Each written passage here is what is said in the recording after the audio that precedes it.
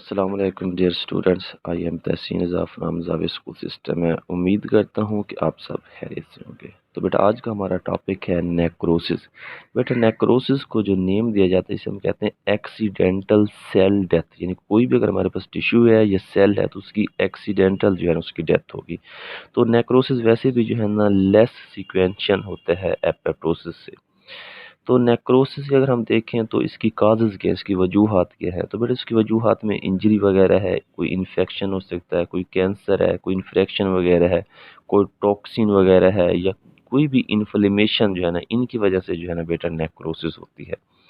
تو ایکچولی جو نیکروسس ہے تو اس میں کیا ہوتا ہے کہ جو لائزوزوم آرگنلی ہے نا وہاں سے جو ہے نا انزائم جو ہے نا سیکریٹ ہوتے ہیں، اور لائزوزوم جتنے بھی انزائمس ہیں وہ باقی جتنا بھی سیلولر کمپوننٹ ہے نا اس کو بھی جو ہے نا وہ بریک ڈاؤن کرنا شروع کر دیتے ہیں۔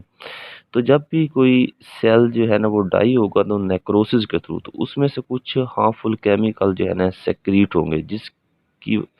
وجہ سے باقی جتنے بھی ادر سیلز ہیں نا وہ بھی ڈیمیج ہونا شروع ہو جاتے ہیں۔ تو اگر ہم ان کا پیٹرن دیکھیں تو نیکروسس جو ہے نا زیادہ تر وہاں پہ بھی ہوتی ہے جہاں پر ہائپوکسک انوائرمنٹ ہو جائے، مین کہ جہاں پر آکسیجن کی کمی ہونا شروع ہو جائے تو وہاں پر بھی سیل جو ہے نا نیکروسس کے تھرو ڈائی ہونا شروع ہو جاتے ہیں، یا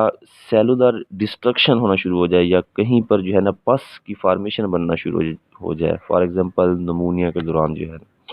یا کوئی بھی اگر ہمارے پاس وینس ہے، کوئی وین ہے جو آرگن یا ٹیشو کو بلڈ سپلائی کر رہی ہے، اگر اس میں بلاکیج آنا شروع ہو جائے تو پھر بھی وہاں پر جو ہے نا سیل جو ہے نا وہ ڈائی ہونا شروع ہو جاتا ہے نیکروسس کے تھرو۔